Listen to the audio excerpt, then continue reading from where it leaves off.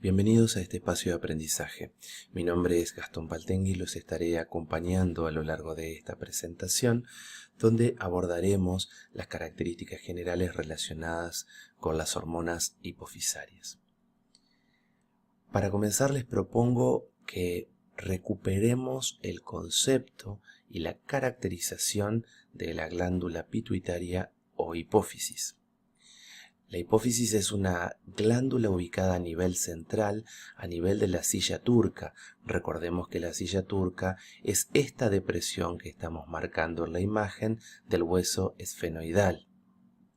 Allí se encuentra ubicada esta glándula característicamente definida como una glándula endocrina central, la que se encuentra conectado por medio del tallo hipofisario a otra de las glándulas endocrinas centrales como es el hipotálamo y que se encuentra comunicada con el resto de las glándulas endocrinas, estas ya periféricas, por medio de la corriente sanguínea. La hipófisis se encuentra compuesta por dos lóbulos bien diferenciados. El lóbulo anterior, anterohipófisis o adenohipófisis, considerado como el lóbulo secretor y endocrino propiamente dicho, por eso el prefijo adenohipófisis, y el lóbulo posterior, posterohipófisis o neurohipófisis.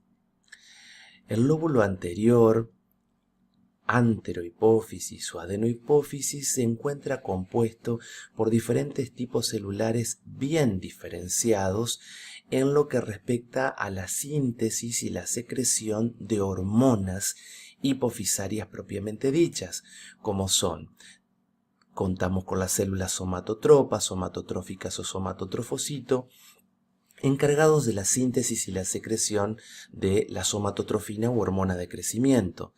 Las células lactotropas, lactotróficas o lactotrofocitos, encargados de la síntesis y la secreción de prolactina.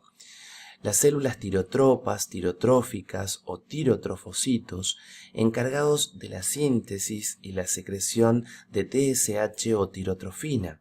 Las células gonadotropas, gonadotróficas o gonadotrofocitos, encargados de la síntesis y de la secreción de las gonadotrofinas, folículo estimulante y luteinizante.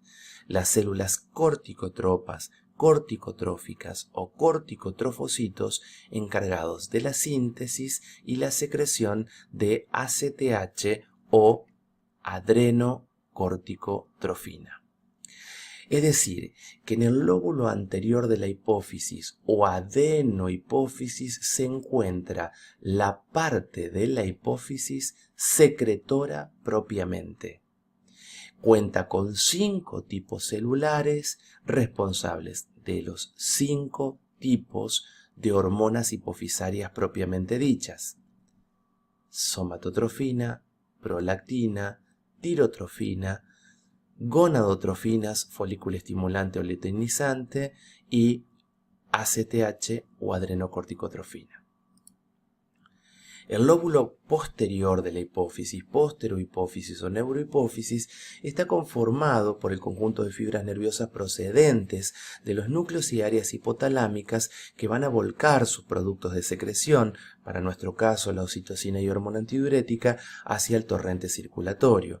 Esto es, si nosotros recuperamos esta imagen donde aquí observamos al hipotálamo, donde observamos que del hipotálamo pende a través del tallo hipofisario la glándula hipófisis y vemos que el lóbulo posterior o posterohipófisis o neurohipófisis no está compuesto por células endócrinas propiamente dichas, sino que lo componen son el conjunto de filetes nerviosos, el conjunto de axones que provienen de neuronas cuyos cuerpos están ubicados a nivel del hipotálamo, vamos a poder identificar entonces por qué el lóbulo posterior de la hipófisis secreta hormona antidiurética o vasopresina y oxitocina.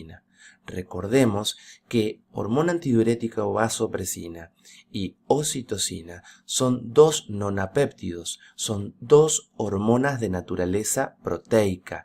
Si estos filetes nerviosos están aquí y estos se encargan de la secreción de las hormonas antes mencionadas, estos se encargan de la secreción, pero la síntesis, la producción de hormonas proteicas se va a dar en la parte celular de la neurona que tiene bien desarrollado el aparato biosintético proteico, es decir, en el cuerpo de la neurona, en el soma de la neurona, en el pericarion de la neurona, donde si lo marcamos tintorialmente se encuentran claramente ubicados lo que serían los cuerpos de Nissl, los que tienen bien resaltadas las propiedades tintoriales según la capacidad de síntesis proteica.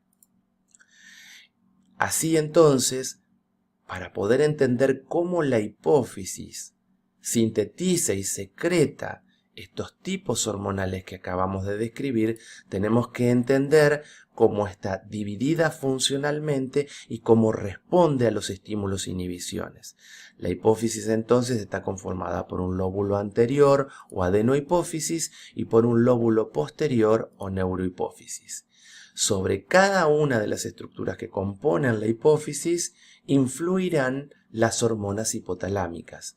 El hipotálamo produce la STHRH o STHRF, la hormona o factor relacionado con la somatotrofina, que si recordamos en una hormona proteica que era sintetizada y secretada por el hipotálamo y que por el torrente circulatorio se extendía hasta la hipófisis, puntualmente hasta la adenohipófisis, para actuar sobre un tipo celular específico, las células somatotropas. Las células somatotropas son las células blanco o diana de la acción de la STHRH. Como la STHRH es una hormona de naturaleza proteica, deberá actuar a través de receptores específicos de superficie ubicados a nivel de la membrana plasmática celular de la célula somatotropa para estimular a través de un segundo mensajero como el AMP cíclico la síntesis y secreción de STH u hormona de crecimiento. Otra de las hormonas hipotalámicas es la dopamina, también conocida bajo el nombre de factor inhibidor de la síntesis y de la secreción de prolactina. Se trata de la única hormona hipotalámica que es de naturaleza inhibitoria, es decir, la dopamina actuará sobre la hipófisis, puntualmente sobre la adenohipófisis, puntualmente sobre un tipo de células específicas que son las células lactotropas. Estas células son las células blanco, las células diana de la dopamina. La dopamina estará todo el tiempo inhibiendo tónicamente la síntesis y secreción de prolactina. Es decir, que para que la prolactina como hormona hipofisaria pueda aumentar su concentración en la sangre, se deberá dejar de producir el estímulo inhibitorio. Por otro lado, el hipotálamo produce TRH o TRF, hormona o factor relacionado con la tirotrofina, una hormona hipotalámica también de naturaleza proteica que una vez sintetizado a nivel hipotalámico a través de la corriente circulatoria alcanzará la hipófisis. Para actuar puntualmente sobre su lóbulo anterior o adenohipófisis, para actuar específicamente sobre un tipo celular que se reconoce como célula blanco o célula diana, las células tirotropas. Como la TRH o TRF es una hormona de naturaleza proteica, deberá actuar a través de receptores de membrana que habrán de activar la síntesis y la secreción de TSH o tirotrofina. El hipotálamo también produce GnRH o GnRF, hormona o factor relacionado con las gonadotrofinas, que como hormonas proteicas que son, alcanzan el torrente circulatorio y por la hipófisis llegarán al lóbulo anterior de la hipófisis o adenohipófisis para actuar sobre las células gonadotropas, estimulando la síntesis y la secreción de las dos gonadotrofinas características, folículo estimulante y luteinizante. El patrón de secreción de folículo estimulante, sea tónico o cíclico, dependerá del patrón con el que ha sido secretada la GNRH y según la activación de los centros tónicos o cíclicos del hipotálamo. Recordemos que la secreción de folículo estimulante y luteinizante tónicamente es un patrón característico del varón. Cíclicamente, con una primera etapa de folículo estimulante los primeros 14 días del ciclo y los segundos 14 días con la luteinizante, es un patrón de características femeninas. Es decir, que si la GNRH se secretará con un patrón tónico, la secreción de folículo estimulante y luteinizante lo hará también de una manera tónica y de esta manera con un patrón en sentido masculino. Si la GNRH se secreta con un patrón cíclico, la secreción de folículo estimulante y luteinizante responderá a ese patrón cíclico y este se dispondrá con una característica de ciclo femenino. El hipotálamo secreta además la CRH o CRF, hormona o factor relacionado con la corticotrofina, que a través de la corriente sanguínea alcanzará la hipófisis, puntualmente su lóbulo anterior o adenohipófisis, para estimular allí a las células corticotropas en lo que es la síntesis y la secreción de ACTH o adrenocorticotrofina.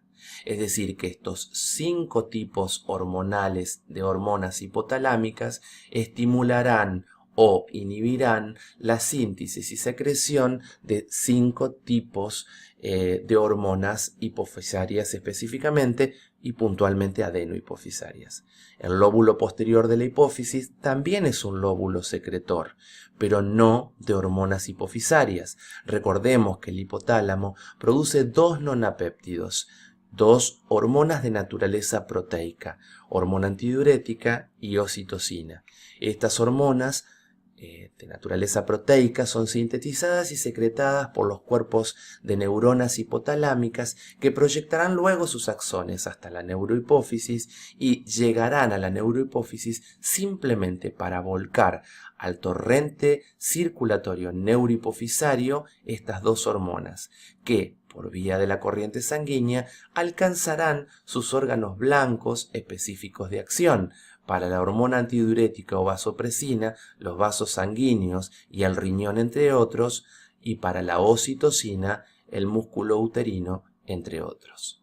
Hemos visto entonces a la glándula pituitaria o hipófisis, las características de su composición en lo que respecta a su lóbulo anterior o adenohipófisis y en su lóbulo posterior o neurohipófisis, el nivel de relación con los factores hipotalámicos que modifican la funcionalidad de la hipófisis y el conjunto de hormonas hipofisarias, sean en cuanto a su síntesis y secreción o sea en lo que respecta a su secreción exclusiva, como lo es para hormona antidiurética y oxitocina. Esperamos esta presentación haya sido, a pesar de su complejidad, útil para todos ustedes. Muchísimas gracias por su atención.